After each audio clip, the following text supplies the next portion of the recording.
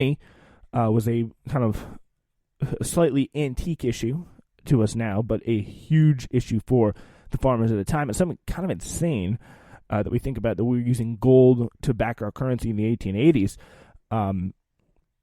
The alliance also developed positions on a whole host of other matters as well. It supported free trade, for example, and votes for women, as well as secret ballots on election day. Thanks to the movement's vast numbers, conventional politicians in every farm state began to pay attention, promising to act on the farmers' demands, because this was, right now, this clearly was a movement. This was someone, these were people who could withhold votes. These are people who had a lot of power. And why they had a lot of power? Because they moved as one. That is really what gave these people leverage, and how they were able to form and begin to make these key demands here. So somehow, though, weirdly enough, these politicians never delivered. The power of business over the state legislatures, who, again, they were incredibly bought off, and the state legislatures, by the way, they selected the senators for the states. They always turned out to be too great to overcome. The same thing on a larger scale was obviously true of Congress in Washington, D.C., and while the politicians triangulated, the farmers' positions worsened. So something profound had taken place, however. Farmers, men and women of society's commonest rank, had figured out that being exploited was not the natural order of things. It wasn't the way it had to be. So members of the Farmers Alliance began taking matters into their own hands. In Kansas and a few other western states, they went into politics directly. Kansas, believe it or not, has a history of being a very kind of like left-wing state founded by abolitionists who pretty much said that they were going to just take this into their own hands. They were going to use arms, if necessary, to stop the creation of another slave state. And their kind of radical politics and organizing around farming or working class people, whether they be farmers, whether they be factory workers, like that, and through the period of industrialization, is definitely a big part of the Kansas history that I don't think a lot of people know about. So it's kind of interesting there. So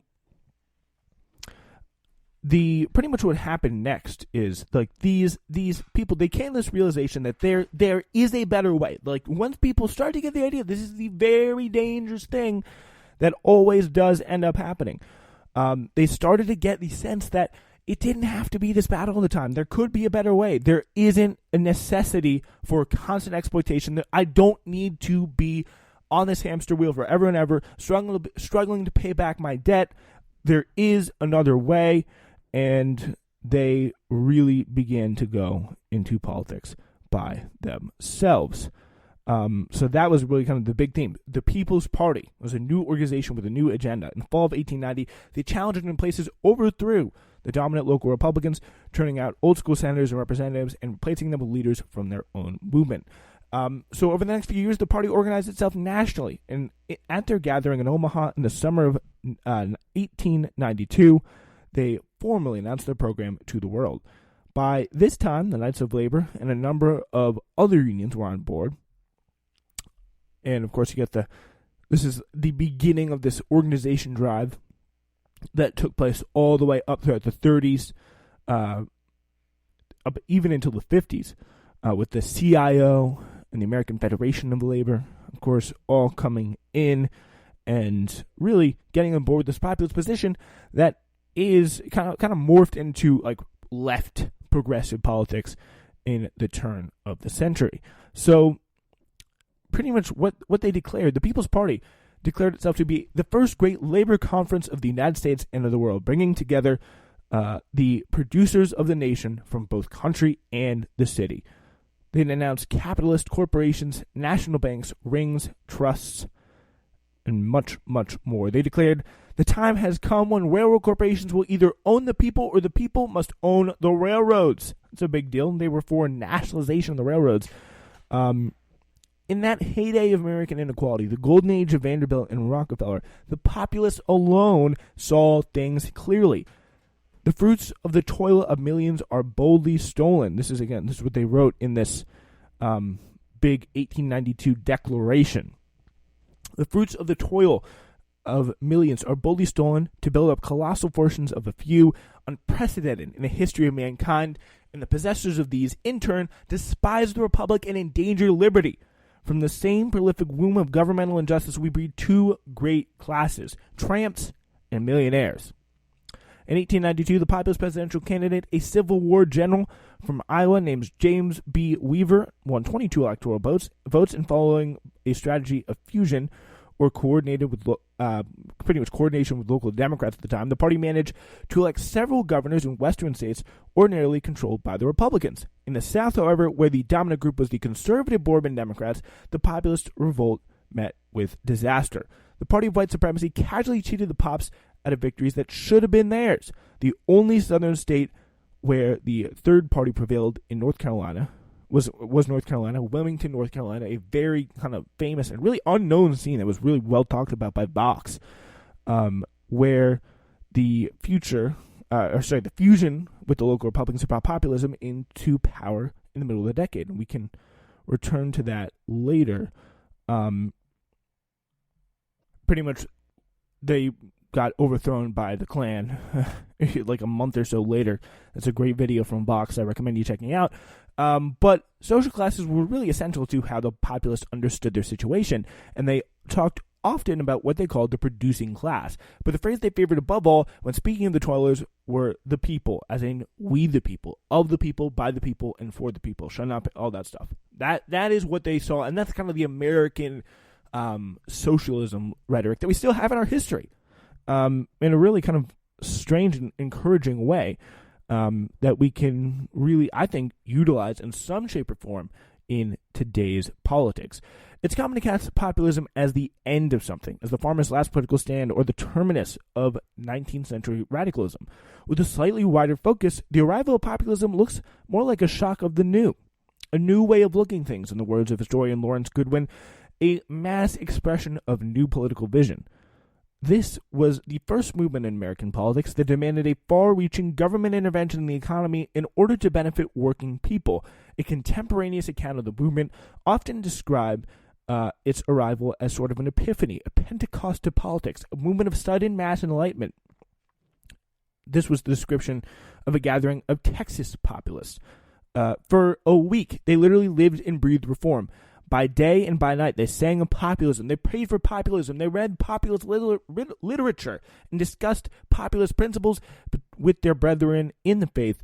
And they heard populist orators lose their destructive thunderbolts in the name of the People's Party. In truth, the vision was manifesting all over the world in those days. The Pops won significant support from a chunk of the emerging labor movement in America, and in some places, the People's Party was basically a labor party, as in the British Labour Party was founded around this time, and populists on occasion looked to it for inspiration. The Australian Labour Party, for its part, actually considered adopting the name People's Party in homage to what looked like at the time a powerful new focus in the United States. Like these other groups, the Pops concentrated their effort in economic issues in the closely related matters of electoral reform, because just the sheer barriers to lower class and working class participation in democracy were so high. By and large, they stayed away from the cultural war issues of the day. This surprises the modern-day student of the movement. The populists may have had a churchly way of speaking, but for the most part, they refrained from denouncing the ordinary people for their bad values. Questions like prohibition, for example, threatened to break the populist coalition apart and therefore had to be avoided, despite the distaste for many of the Pops for liquor and saloons. With their singular focus on economics, they regarded many of the controversies of the day as traps or distractions. So that seems to be a very interesting and kind of wedge movement that's definitely worth keeping in the back of your mind as one of these wedges that has been used to break up coalitions based around class and make them more around cultural issues, like, for example, at the time, prohibitions. Populist rhetoric oscillated between passionate denunciations of injustice and methodical, even boring, exegesis on complicated economic problems. Starvation stalks abroad amid an overproduction of food, roared a typical populist j'accuse of 1891. Within a few sentences, however, it got from hot to cold, calling on readers to calmly and dispassionately examine the facts, which we are prepared to submit in support of our claims. If the facts and arguments we present could be refuted, we neither ask nor expect your support. So, if you want, these were peculiar peculiarly math-minded reformers. Look over the introductions to the reform cause, like the 1895 pamphlet, What is Populism? And you'll find a detailed plank-by-plank exposition of the party's economic program. Its demand for a government-controlled currency, for government control of the railroads, for rooting out political corruption, and precious little else. Many of populism's causes are familiar to us today: the regulation of monopolies, the income tax, the initiative and referendum, the direct election of senators, and so on. They are familiar because they've largely been achieved. One item on the list of the populist grievances requires a bit of a lengthier explanation today. For many of Americans, the late 19th century, currency deflation was the single greatest issue facing the nation. At the time, the worth of the dollar was fixed, as we said, to the value of gold. That was a huge, painful issue for a big deal of people. And what the populists wanted to do about it was this fiat currency. It was the hardcore populist proposal for solving this problem, and it would have authorized the government to simply print the nation's medium of exchange however it choose, and then establish its value by administrative pronouncement without any reference to precious metals. This is the system, of course, that we have today, incidentally. The other remedy populist embraced was free silver, simply replacing the limited reserves of gold with a more plentiful supply of silver. Since silver was being mined all the time in America, the money in circulation under a silver standard would stand a better chance of keeping up with the economy's growth. So free silver proceeded to catch the imagination of certain classes of Americans in a way that's difficult to understand today, as it kind of became a sort of crusade and made everything commit together. It was kind of the almost Elizabeth Warren supporters of the time. They were the silver people. It would humanize capitalism. It would bring back fairness. It would represent a democratic virtue and kind of authenticity that would make some sort of just balance in society. Meanwhile, gold was pretty much the opposite. It was aristocratic privilege. It was the rich lording over you. As this silver craze kind of swept through America, the populace saw their fortunes ascend with it, and so rapidly that eventually free silver came to crowd out everything else the party stood for. In 1893, the national economy went into one of its periodic recessions, a really sharp and painful one. Unemployment came close to 20%, millions threw out of work, homeless people roamed the country. There was no federal programs, of course, in place for relief or stimulus or recovery. And then the crisis response of Grover Cleveland came along, which was to buy gold. The plight of unemployed was pretty much little concern to the authorities in the country, but the confidence of bankers and investors was a different matter. These people had to be assuaged. They had to be convinced the government's unswerving devotion to economic orthodoxy, meaning the gold standard. So Cleveland, Democrat at the time, went crazy. He stockpiled gold and more gold and more gold and more gold. He guaranteed their profits and was sure that he made sure that no banker would ever feel like they had been unlistened to, unrespected, disrespected in any way. So before long, people got pretty pissed off about this. In the summer of 1894, a local strike at the Pullman passenger car plant blew up into a huge national confrontation between capital and labor. In solidarity with the workers of Pullman, the American Railway Union, led by Eugene Debs, refused to handle trains with Pullman cars attached. Rail traffic throughout the country quickly came to a standstill. President Cleveland took a little bit of a break from bathing in gold bars to order the U.S. Army into Chicago. His Justice Department tossed Debs in jail for obstructing the mail.